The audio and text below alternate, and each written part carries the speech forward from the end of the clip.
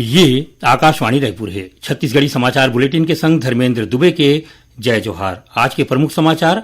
Bharatiya Janata party 27 साल बाद दिल्ली में बनाही सरकार। प्रदेश में होवैया नगरीय निकाय चुनाव के तहत काली 9 फरवरी के रतिहा 12 बजे तक चुनाव प्रचार थम जही और प्रधानमंत्री नरेंद्र मोदी नई दिल्ली में परीक्षा पे चर्चा कार्यक्रम में 10 फरवरी के बिहनिया 11 बजे ले पढ़ैया छात्र, पालक और शिक्षक मन लेकर ही गोट बात। अब समाचार विस्तार ले। भारतीय जनता पार्टी 27 साल के बाद दिल्ली में सरकार बनाही। ओमन आम आदमी पार्टी ला हरा के करीबन 2/3 बहुमत पाले है। 70 ठीन वाले दिल्ली विधानसभा चुनावी परिणाम में अब तक 60 विधानसभा के नतीजा घोषित हो गए है। भाजपा 40 ठीन सीट जीत के बहुमत में आगे है। प्रदेश में होवैया नगरीय निकाय चुनाव के तहत काली 9 फरवरी के रतिहा 12 बजे तक चुनाव प्रचार थम जही। राज्य निर्वाचन आयोग के दिशा निर्देश के मुताबिक काली रतिहा 10 बजे के बाद चुनाव प्रचार पर लाउड स्पीकर की अनुमति नहीं दी गई है। फिर 10 ले 12 बजे के बीच बिना आवाज के प्रचार करे जा सकते। एकर बाद सार्वजनिक जगह में चुनाव प्रचार नहीं करे जा सके। काली रतिहा 12 बजे के बाद चुनाव प्रचार पर सार्वजनिक सभा, जुलूस, नुक्कड़ सभा और लाउड स्पीकर के प्रयोग पर रोक रही।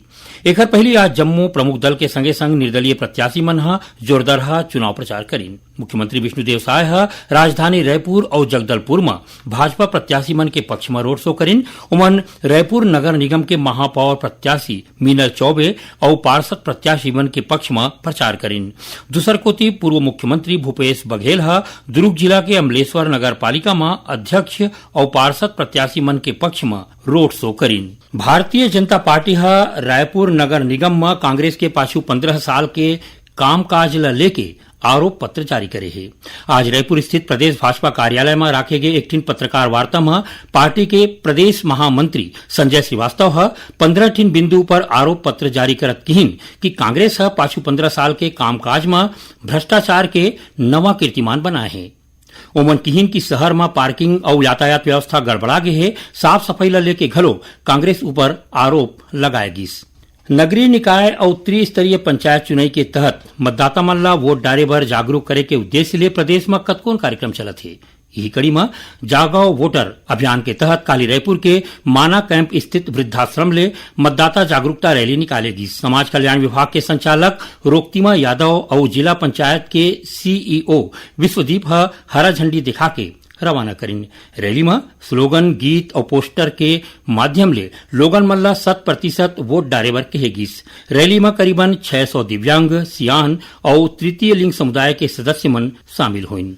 राज्य शासन नगरीय निकाय और त्रिस्तरीय पंचायत चुनाव के तहत प्रदेश में आने तारीख मन में कर्मचारी मन बर छुट्टी के घोषणा करे है। सामान्य विभाग डहार ले जारी आदेश के मुताबिक 11, 17, 20 और 23 फरवरी के होवैया निर्वाचन क्षेत्र मन में कर्मचारी मन बर छुट्टी रही।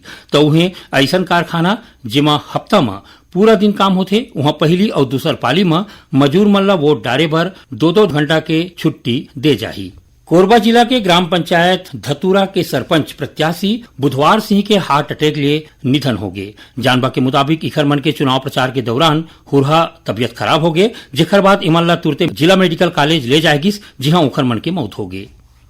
बिलासपुर जिला में जहरीला शराब पिए ले 7 जिन लोगन के मौत हो गए है, तो उन्हें 20 जिन ले ज्यादा लोगन मन बीमार हो गए है, जिमा ले 4 जिन के हालत गंभीर बताए जाते हैं। जम्मू बीमार लोगन मल्ला सिम्स अस्पताल में भर्ती कराए गए हैं।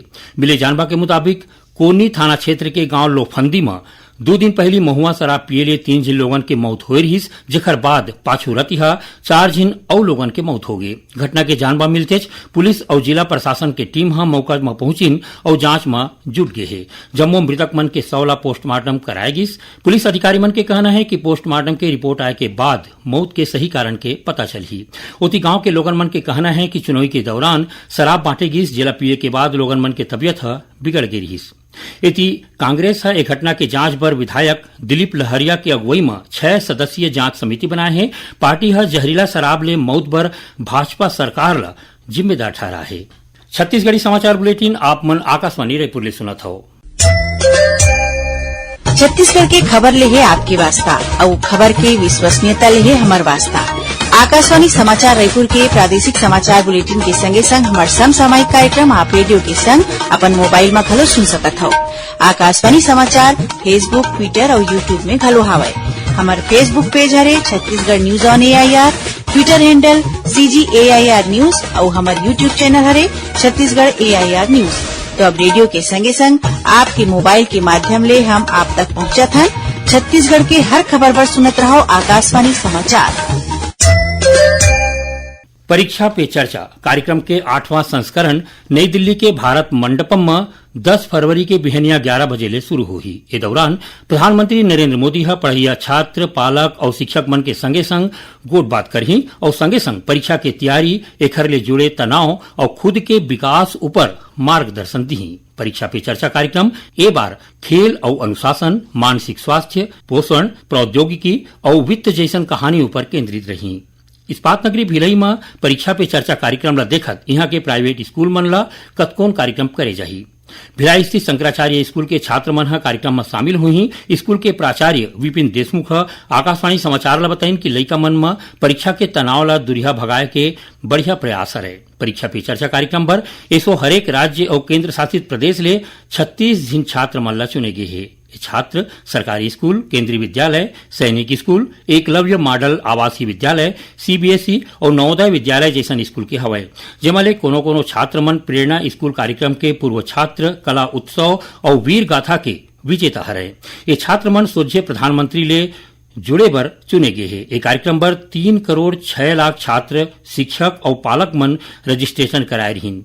ये कार्यक्रम में कक्षा 6वीं ले 12वीं तक के छात्र मन भाग ले सकते हैं। केंद्र सरकार हा सफाई कर्मचारी मन के राष्ट्रीय आयोग के कार्यकाल ला 31 मार्च 2028 तक बढ़ाए के मंजूरी दे दे है। काली नई दिल्ली में मंत्रिमंडल के बैठक के बाद संवाददाता मन ला जानबा देवत सूचना और प्रसारण मंत्री अश्वनी वैष्णव कहिन कि एखर ले सफाई कर्मचारी मन के सामाजिक और आर्थिक स्तर के संगे संग साफ सफाई के क्षेत्र में सुधार होही और खतरनाक जगह में सफाई करत बेरा कोनो प्रकार के दुर्घटना ले बाँचे में मदद मिली।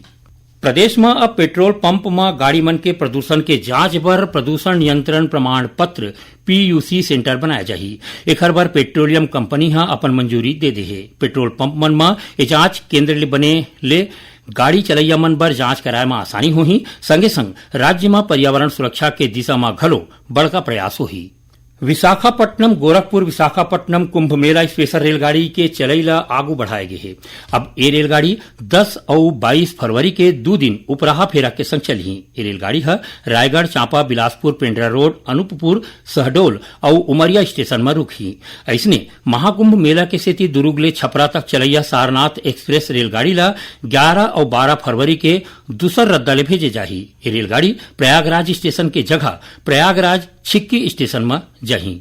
महासमुंद जिला में पाछुरथिया एक ठिन सड़क दुर्घटना में 2 झिन लोगन के मौत हो गए और 6 झिन आने मनखे मन घायल हो गए है।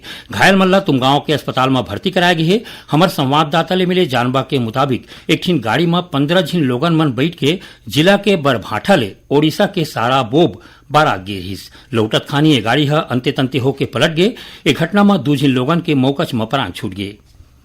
आकाशवाणी रायपुर के प्रादेशिक समाचार एकांश डहार ले प्रस्तुत कार्यक्रम जिले की चिट्ठी के प्रसारण काली संझा 6:05 ले 6:10 तक करे जाही। ये कार्यक्रम ला प्रदेश के जम्मू आकाशवाणी केंद्र मन हा एके संग्रह रिले करही। ए दारी के अंक में बस्तर जिला के गतिविधि के ऊपर जान बदे जाही। आखिर में प्रमुख समाचार एक घाव फेर। भारतीय जनता पार्टी है 27 साल बाद दिल्ली में बना ही सरकार। प्रदेश में होवैया नगरीय निकाय चुनाव के तहत काली 9 फरवरी के रतिया 12 बजे तक चुनाव प्रचार थम जही और प्रधानमंत्री नरेंद्र मोदी है नई दिल्ली में परीक्षा पे चर्चा कार्यक्रम में 10 फरवरी के बिहनिया 11 बजे ले पढ़ैया छात्र, पालक और शिक्षक मन लेकर ही गोट बात। एक संग छत्तीसगढ़ी समाचार बुलेटिन इहे सिरावत है। जय जोहार।